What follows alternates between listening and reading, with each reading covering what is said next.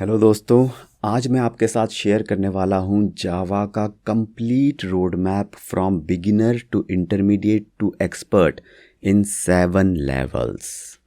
ये जो आप देख रहे हैं लेवल्स, हर एक लेवल के अंदर स्टेप बाय स्टेप मैंने वो कॉन्सेप्ट्स कवर करे हैं जो कि सुपर इम्पॉर्टेंट कॉन्सेप्ट्स हैं, मिनिमम कॉन्सेप्ट्स हैं जो कि एक जावा डेवलपर को आने ही चाहिए।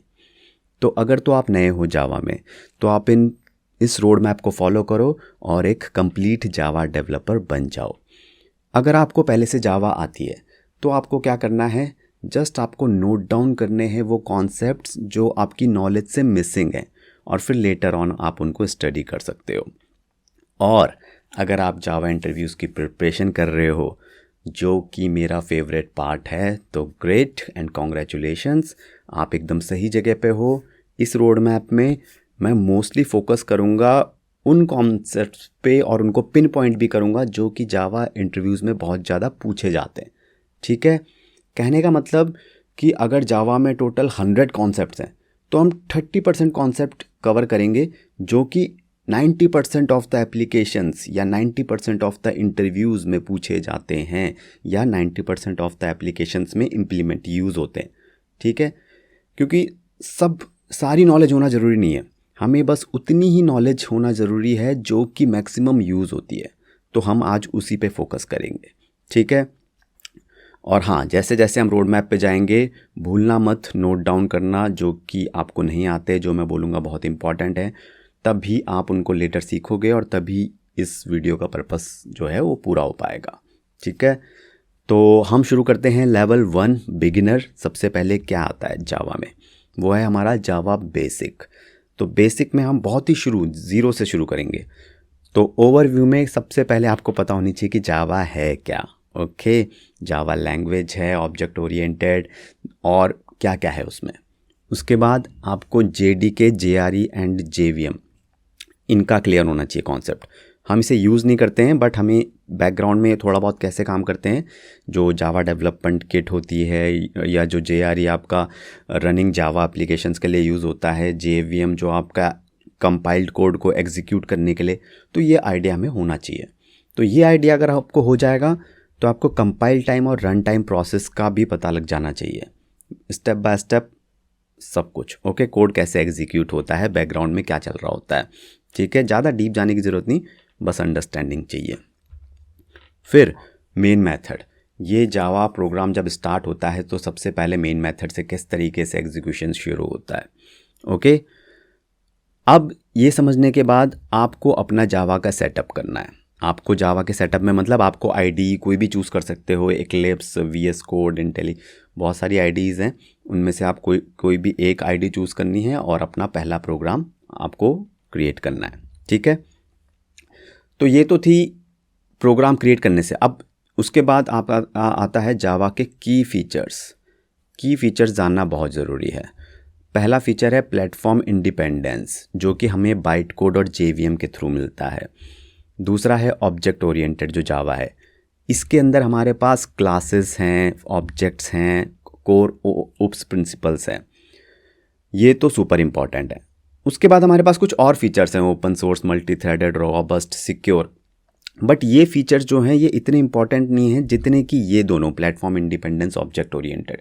तो इन दोनों को अच्छे से समझ लेना, खासकर ऑब्जेक्ट ओरिएंटेड को तो बहुत अच्छे से ही समझना है। ठीक है, और उसके बाद थोड़ा सा ध्यान इसमें दे देना, ज़्यादा इसमें जब लेटर ऑन आप थोड़ा एक्सपर्ट हो जाओ तब इनमें डीप जाना। ठीक है, ओपन सोर्स तो बहुत सिंपल है, मल्टी थ्रेडेड, सिक्योरिटी की बात कर रहा हूँ मैं।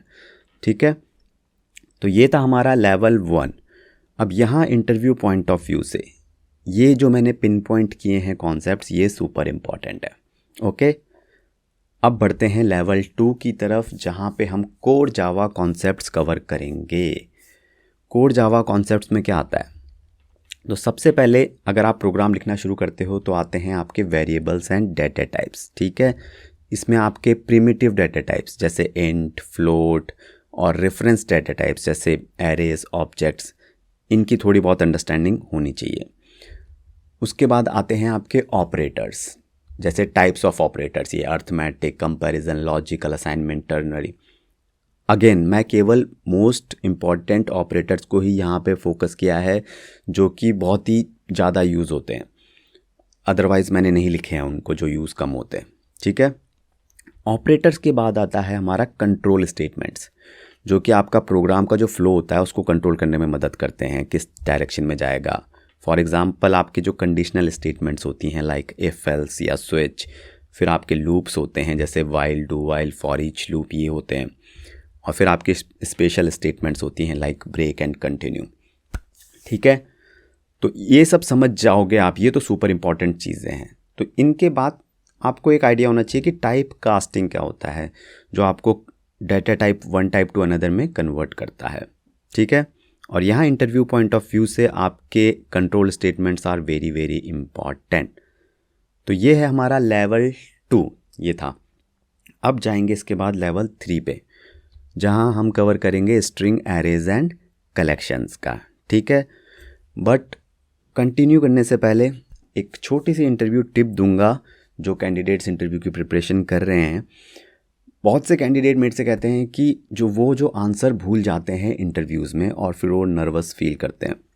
तो उसका एक सॉल्यूशन ये है कि रीज़न ये है कि वो बहुत सारे रैंडम क्वेश्चंस प्रिपेयर करने की कोशिश करते हैं और जब इंटरव्यू आता है तो उनको प्रॉपरली कुछ रिमेंबर रहता नहीं है। तो ये जो भूलने के डर से नर्वसनेस भी हो जाती है आंसर्स। तो सॉल्यूशन है कि focus more on the top interview questions always.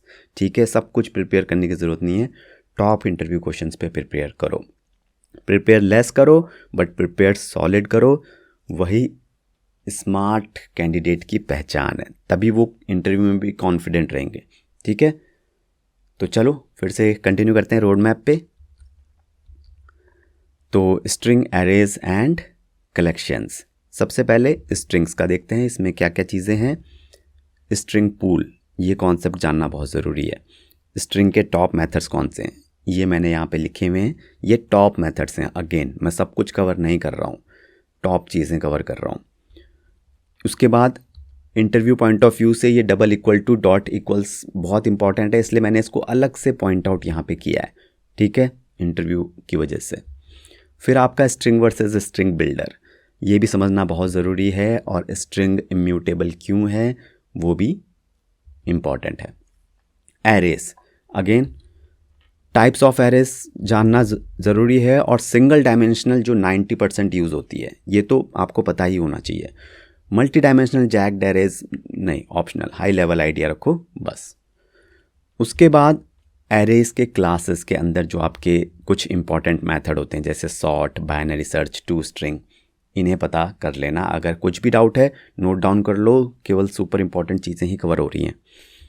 उसके बाद आता है हमारा कलेक्शंस। ओके, जो कि आप कह लो कि जो डाटा स्ट्रक्चर होते हैं जावा में, वो कलेक्शंस के अंदर मोस्टली आते हैं। अब कलेक्शंस में जो हमारे डिफरेंट टाइप्स के कलेक्शन होते हैं, उन टाइप्स ऑफ कलेक्शन में अगर हम देखें तो 3 टाइप के होते हैं, लिस्ट, सेट और मैप, और ये इंटरफेसेस हैं। ठीक है, रियल जो कलेक्शन होते हैं, कलेक्शन जो इन इंटरफेसेस से आप डिराइव करते हो, या वो होते हैं array list, link list, hash set, tree set, hash map and hash table. अब इनको लर्न करना कंपैरिजन के, क्योंकि मैंने इसलिए वर्सेस किया है क्योंकि इंटरव्यूज़ में वर्सेस, डिफरेंसेस यही पूछा जाता है, तो इसलिए मैंने वर्सेस इंटरव्यूज़ में भी यही पूछा जाता है। और आप जब यूज़ करोगे इनको तो आप यही डिसाइड करोगे कि हैश सेट यूज़ करूँ या ट्री सेट यूज़ करूँ, तो इसलिए आपको कंपैरिजन बहुत इंपॉर्टेंट पता होना चाहिए।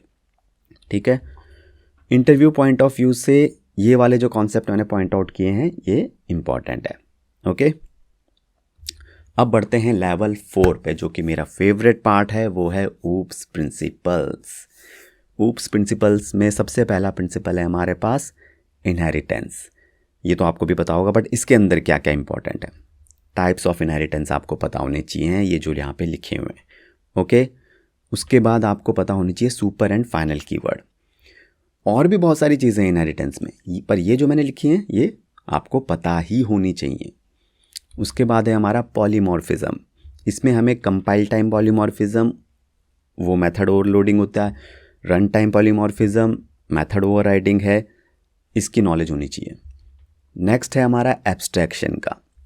एब्स्ट्रैक्शन मतलब हाइडिंग द बैकग्राउंड डिटेल्स। तो कैसे अचीव करते हैं? एब्स्ट्रैक्ट क्लासेस और इंटरफेस को यूज़ करके, और इन दोनों का जो कंपैरिजन है, जो डिफरेंसेस हैं, या फिर कौन सी व्हेन टू यूज़ व्हाट है, या फिर जो इसमें डिफ़ॉल्ट मेथड्स और फंक्शनल इंटरफेसेस होते हैं, खाली ये जो 3 चीज़ें हैं ये पता ज़रूर कर लेना, क्योंकि ये इंटरव्यू में भी बहुत ज़्यादा पूछा जाता है, ये एब्स्ट्रैक्ट क्लासेस वर्सेस इंटरफेसेस। ठीक है। उसके बाद आता है हमारा लास्ट प्रिंसिपल, इनकैप्सुलेशन।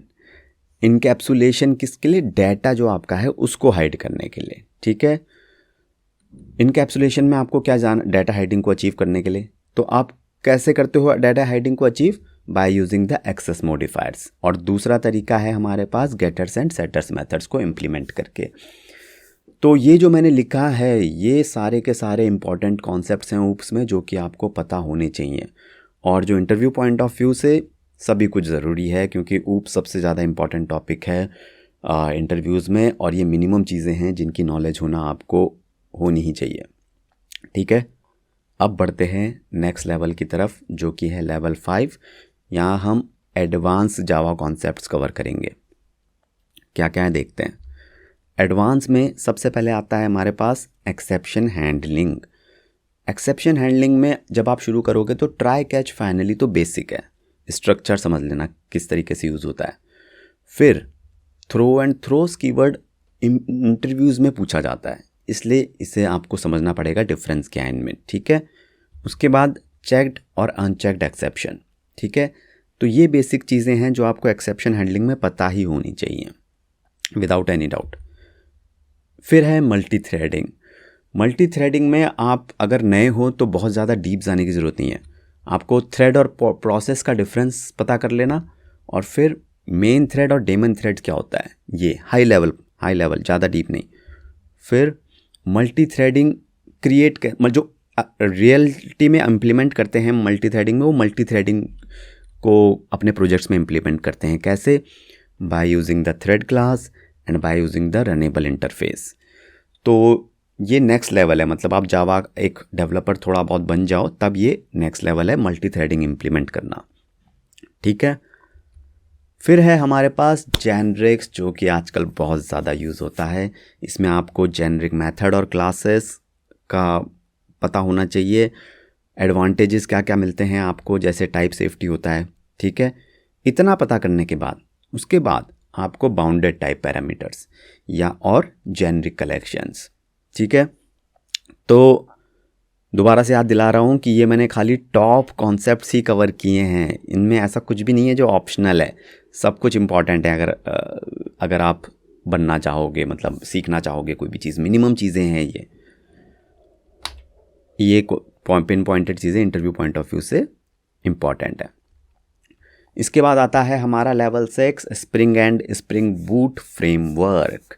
बट इसके कॉन्सेप्ट्स कवर करने से पहले एक छोटी सी नोटिफिकेशन है।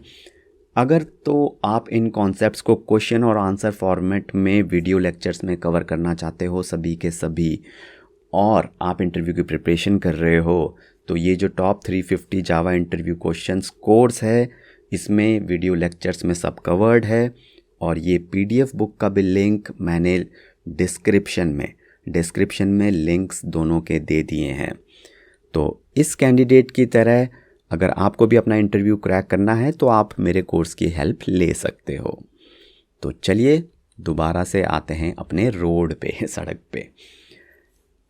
Spring and spring boot framework. Spring सबसे ज़्यादा यूज़ होने वाला फ्रेमवर्क है, आई थिंक नॉट इवन जावा, मतलब वैसे भी हो सकता है। तो ओवरव्यू में क्या क्या बेसिक स्टार्ट कहाँ से करोगे, क्यों हमें चाहिए स्प्रिंग फ्रेमवर्क? सबसे important IOC, inversion of control की वजह से। क्यों? क्योंकि इससे हमें डिपेंडेंसी इंजेक्शन इम्प्लीमेंट करने में आसानी मिलती है। IOC प्रिंसिपल हम फॉलो करते हैं स्प्रिंग फ्रेमवर्क में, इसलिए ये सबसे ज़्यादा इम्पॉर्टेंट है, तो ये समझना इम्पॉर्टेंट है। उसके बाद स्प्रिंग में कंपोनेंट्स होते हैं, जैसे आपके बीन्स एंड बीन स्कोप्स। अब बीन स्कोप्स क्या होता है? ये सिंगलटन एंड प्रोटोटाइप करके। उसके बाद बीन लाइफ साइकिल कंपोनेंट और बीन एनोटेशन को समझना है यहाँ पे। उसके बाद कुछ और इम्पॉर्टेंट एनोटेशंस होती हैं जो आपकी कॉन्फ़िगरेशन में मदद करती हैं, जैसे ये। तो अगेन मैंने केवल इम्पॉर्टेंट एनोटेशन ही यहाँ पे पॉइंट आउट करी है, कोई भी ऐसी नहीं कि जो कम यूज़ होती है, ये यूज़ होती ही होती हैं, आपको सीखना ही है अगर आप स्प्रिंग करना चाह रहे हैं तो, स्प्रिंग में काम, ठीक है। उसके बाद स्प्रिंग MVC आता है। स्प्रिंग MVC स्प्रिंग के स्लाइटली ऊपर, इसके लिए आपको MVC आर्किटेक्चर सीखना पड़ेगा थोड़ा बहुत, और आपको अंडरस्टैंड करना पड़ेगा ये डिस्पैचर सर्वलेट क्या होता क्या है, ये इसकी फंक्शनिंग कैसे होती है, ठीक है। अगेन कुछ एनोटेशंस हैं जो आपको सीखनी पड़ेंगी, जो कंट्रोलर और रेस्ट कंट्रोलर आपका रेस्ट सर्विसेज में यूज़ होता है, ओके। फाइनली आपका आता है स्प्रिंग बूट, जो कि स्प्रिंग के ऊपर है, ठीक है। मतलब स्प्रिंग की सारी एडवांटेजेस स्प्रिंग बूट में भी होती हैं और उससे भी थोड़ा सा एक्स्ट्रा होती हैं। वो एक्स्ट्रा कौन सी फीचर्स होती हैं? ये auto configuration, embedded server, spring boot actuator, ये एडिशनल फीचर्स होती हैं। इसलिए स्प्रिंग बूट जो है लेटेस्ट है और सबसे ज़्यादा यूज़ भी हो रहा है आजकल। इसमें एक स्प्रिंग बूट स्टार्टर्स का भी कॉन्सेप्ट है, वो भी आपको क्लियर होना चाहिए, जो डिपेंडेंसी मैनेजमेंट में यूज़ होता है स्प्रिंग बूट में, ठीक है। तो ये तो था हमारा सब कुछ स्प्रिंग बूट में। और जैसे मैंने पॉइंट आउट किया, इंटरव्यू पॉइंट ऑफ व्यू से अगर आप स्प्रिंग सीख रहे हो तो सभी कुछ ज़रूरी है, क्योंकि ये सभी कुछ बेसिक है, बहुत ज़्यादा एडवांस इसमें कुछ भी नहीं मैंने वो किया है। मिनिमम कॉन्सेप्ट्स हैं ये जो एज ए स्प्रिंग डेवलपर आपको पता होने चाहिए, ठीक है। ओके, तो अब टाइम है लेवल 7 का, और इसमें हम कुछ एडवांस टॉपिक देखेंगे जो आपको कवर कर सकते हो, बट मेक श्योर कि लेवल 6 तक आप अच्छे हो चुके हो, उसके बाद लेवल 7 में आना, ठीक है। लेवल 7 में हर टॉपिक एक सब्जेक्ट है, मतलब एक बहुत बड़ा है, ठीक है। तो इसलिए लेवल 6 तक अच्छे से कवर करना, उसके बाद लेवल 7 बहुत धीरे धीरे कवर करना, मतलब टाइम लगेगा इसमें। पहला तो है इसमें आपका सिक्योरिटी। अब अपनी एप्लीकेशन को सिक्योर बनाने के लिए क्या क्या कर सकते हो आप, जैसे आप ऑथेंटिकेशन, ऑथराइजेशन इम्प्लीमेंट कर सकते हो, ये सबसे बेसिक है। और बहुत सी चीज़ें हैं सिक्योरिटी में, पर ये सबसे बेसिक है जो करनी ही होती है। तो इसमें आप JWT ऑथेंटिकेशन, अगर आपको अपनी APIs को सिक्योर बनाना है तो ये सबसे ज़्यादा आजकल ट्रेंड में है, तो इसे ज़रूर सीख लेना, ठीक है। उसके बाद जो एक बहुत बड़ा टॉपिक है जावा में, वो है हाइबरनेट और ORM। तो बेसिकली जो आपका डेटाबेस से कनेक्ट करने के लिए ये एक तरीका है, तो इसे सीख सकते हैं, या आपको पहले से आता भी होगा। उसके बाद हमारा परफॉर्मेंस ऑप्टिमाइजेशन कैसे करें, जैसे आपको उसके लिए थोड़ी बहुत गार्बेज कलेक्शन की नॉलेज होनी चाहिए, वर्क कैसे करता है, और आपको लेज़ी और ईगर लोडिंग जो आपके कॉन्सेप्ट्स हैं इनका भी आइडिया होना चाहिए। तो ये मिनिमम चीज़ें हैं परफॉर्मेंस में आपको पता होनी चाहिए। फिर टेस्टिंग में आते हैं, तो इसमें आपके unit testing, integration and performance testing के कॉन्सेप्ट होते हैं। तो यूनिट के लिए आप JUnit टेस्ट टूल यूज़ कर सकते हैं, परफॉर्मेंस के लिए JMeter टूल यूज़ कर सकते हैं, ठीक है। फिर माइक्रो सर्विसेज आर्किटेक्चर, एक बार आपने ये सब कवर कर लिया लेवल 6 के बाद, ये सब बेसिक्स, तब नेक्स्ट जो लेवल है वो आता है माइक्रो सर्विसेज आर्किटेक्चर। अगेन ये बहुत बड़ा टॉपिक है, तो इसको सबसे लास्ट में ही लेना, और तभी अच्छे से समझ भी आएगा। अगर आपकी फाउंडेशन स्ट्रांग होंगी तो एडवांस जो टॉपिक्स हैं वो आपके लिए ईजी हो जाते हैं, ठीक है। माइक्रो सर्विसेज में हमारे पास एडवांटेजेस ज़रूर पता कर लेना कि क्यों ये मोनोलिथिक आर्किटेक्चर से बेटर होता है most of the time, not every time, okay great. तो important interview point of view से JWT है, ठीक है, और परफॉर्मेंस ऑप्टिमाइजेशन। तो ये तो थी हमारा रोड मैप। अब आपको इस रोड मैप पे चलना शुरू करना है, और हाँ, मेक श्योर करना कि जो भी आप जावा में लर्न कर रहे हो, माइक्रो सर्विसेज, हाइबरनेट, व्हाटएवर, आपको इसका पूरा रिवॉर्ड मिले अपनी लर्निंग और हार्डवर्क का। आपको सैलरी हाइक मिले 100%, और या फिर आपकी नई जॉब लगे, तभी फ़ायदा है। लर्निंग में कुछ नहीं रखा है, लर्निंग प्लस अर्निंग में ही सब कुछ है। जो भी लर्न करोगे 3-4 साल में शायद वो चेंज ही हो जाए, बदल जाए, दूसरे प्रोजेक्ट में चले जाओ, कुछ हो जाए और आप भूल भी जाओगे। तो अर्निंग मैटर्स, ठीक है। मैं हमेशा इस पर फोकस करता हूँ, बिना अर्निंग उसके मेरे से मैं लर्निंग नहीं करता, और मैं यही रिकमेंड करता हूँ। ठीक है, वंस अगेन एट लास्ट, अगर आप इंटरव्यू की प्रिपरेशन कर रहे हो तो आप ये 350 जावा इंटरव्यू क्वेश्चन को रेफ़र कर सकते हो। It's up to you. इस कोर्स का लिंक और इस PDF बुक का लिंक मैंने डिस्क्रिप्शन में दे दिया है। Finally, I wish you all the best for your interviews and your career.